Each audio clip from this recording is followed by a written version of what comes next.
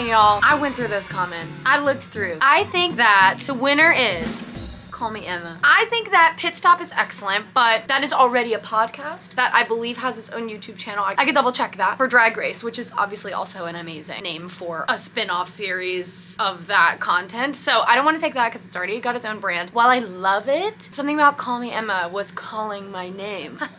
See what I did there? While I love why yes. I think why yes is kind of like a catchphrase, giving something that will always live on in the vlogs. One thing about me is I love a catchphrase, and who's to say what the next catchphrase may be? And then to know that I have a whole brand relying on that, I want to have freedom to allow new catchphrases to begin. Anyway, it's Call Me Emma, so welcome to episode 3 of Call Me Emma. This is dropping on a Sunday. The 4th of July completely threw me off. I'll be honest. We had 2 shows on Wednesday, a day off on Thursday, and day off means like the building was closed. And so I left my SD card in the building, and I was such a ding dong. I should have gotten it out and given it to my sweet brother so he could edit so it could be out on Saturday. My brain was still in Maryland with my best friend. Sometimes it happens. I'm glad that you're here. We hit 2,000 subscribers. I think every time it's always gonna shock me to know that y'all are out there, that you are interested in this, that you're hanging out with me. I love it! Speaking of loving things, fan mail. Now, some people since the last fan mail was like, how can I send fan mail? I wanted to say this is the best way to send fan mail. This is what our theater's address is. Put my name on it, say the Jacobs Theater, and it will get to me. I love knowing how far away this show and this part and this channel reaches to people. So if you're interested in saying hi, say hi. I actually have to go. I have to go sing Hopeless War.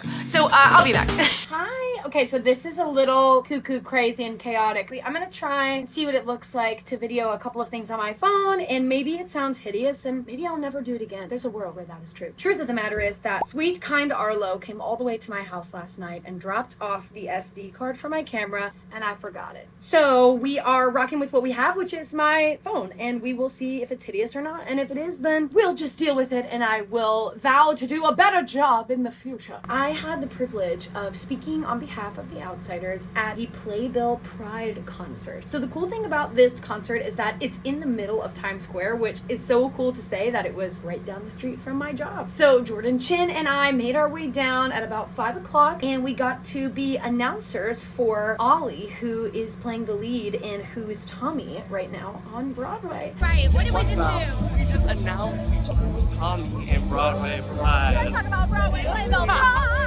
I felt crazy nervous. I felt cuckoo. I felt crazy. We were like, but we did it. We did it. We took our time, like you said. Yes, take the space. Right. That's literally our company culture. We're sharing with this crowd. Come like, on. this is who we are, realness. Like, that's right. advocacy. Come on, Pride! Revolution! Yeah!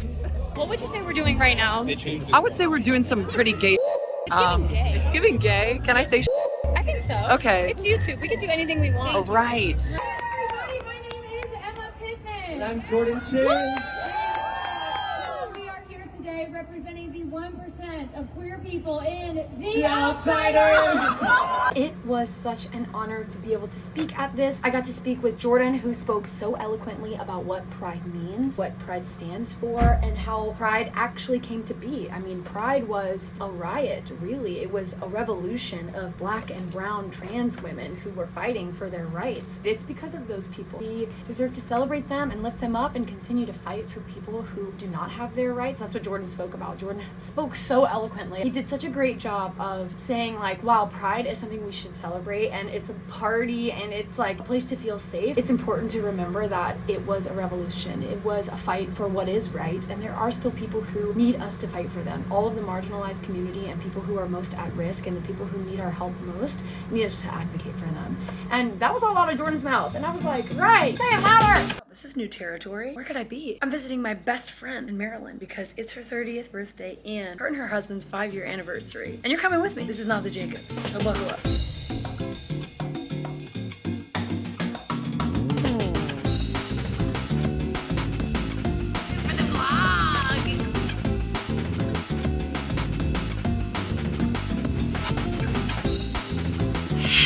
Well, a lot has changed since the last time I saw you. I'm sure what you're wondering is, Emma, are you wet? Well, yes! We got caught in the rain on our way back from the party for Jill and Kyle.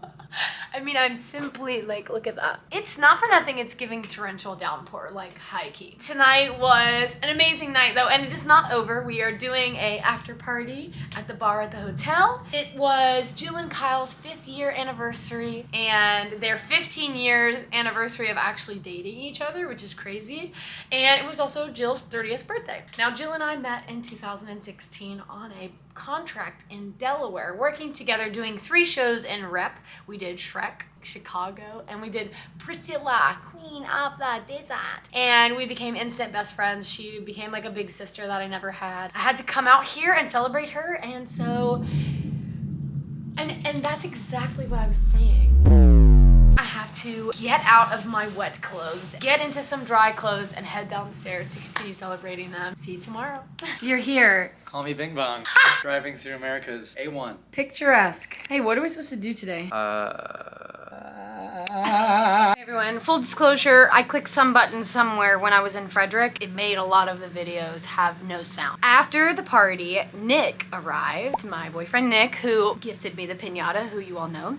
He joined us as we pranced around this cute town called Fredrick, Maryland with my best friend, her husband, and parts of her family and friends. After we had our day in Fredrick and we had the most amazing, delicious meal, we had like oysters and steaks and cheese and wine. It was absolutely delicious. After that, we packed up our bags and we headed over to my best friend's house. And on the way, we stopped off at Cracker Barrel. Now, some of you may know what a Cracker Barrel is because you might have one in your hometown. Cracker Barrel is one of my absolute favorite places from growing up. It has the best biscuits. I'm not sponsored by Cracker Barrel, but I wouldn't mind being. I wanted to go to Cracker Barrel because it was Nick's first time ever in a Cracker Barrel. And if you've never been into a Cracker Barrel, honestly, if you take a road trip or if you find yourself in another state where they do have them, definitely make the trip to a Cracker Barrel, because the coolest part is they have rows of rocking chairs in the front and you can play checkers outside, and right when you walk into this store that has all different types of little knickknacks and like baby clothes, cooking appliances, candles.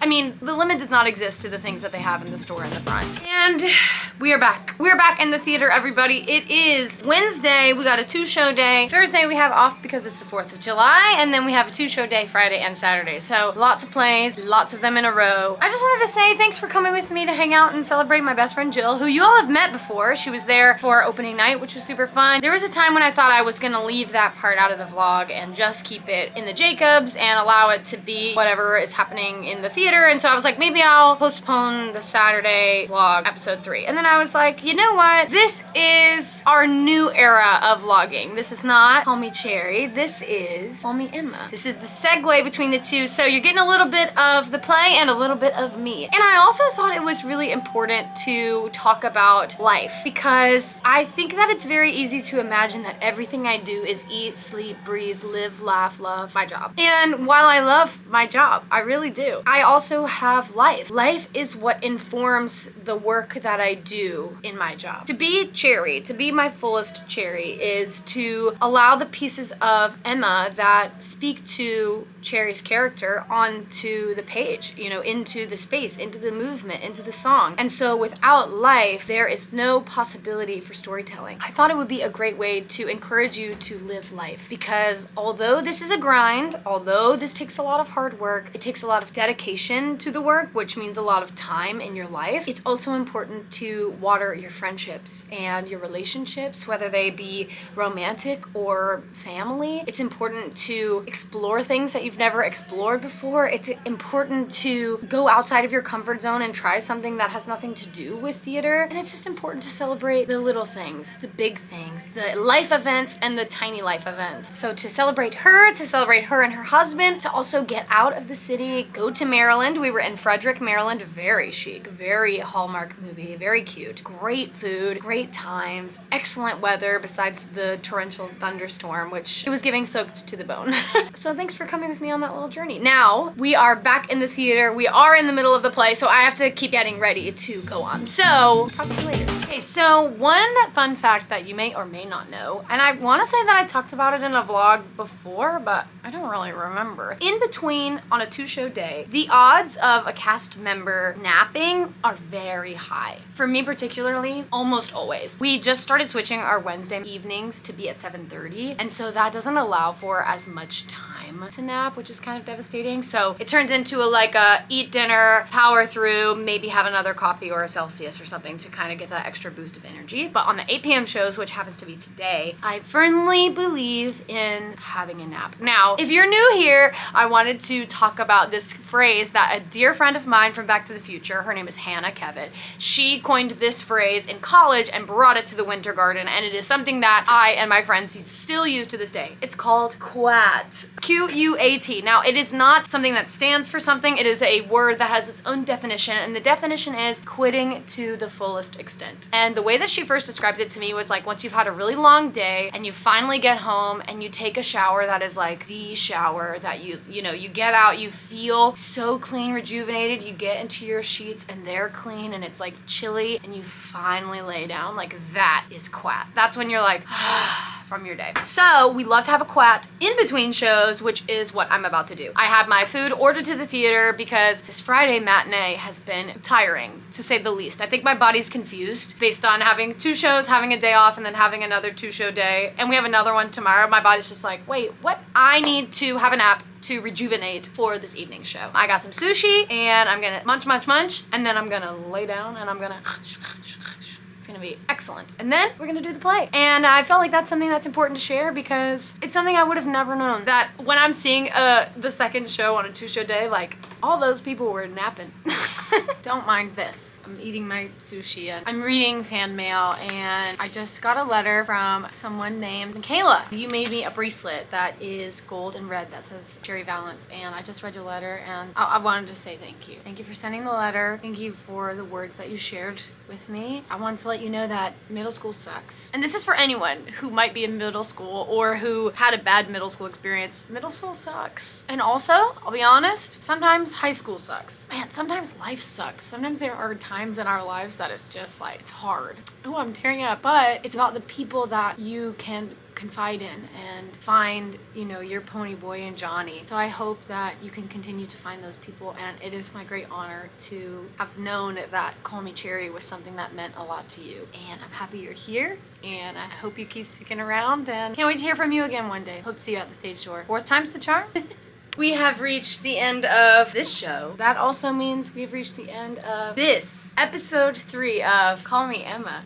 Thanks for tuning in. Thank you for hanging out with me for my weekend away. Thanks for putting your votes in for the name for this. That means a lot to me. I really appreciated all your thoughts. We'll have more. We'll have more polls to come, I'm sure. We've got a normal show schedule coming up, so there's more space for fun activities. Let me know what you're thinking, and see you next time.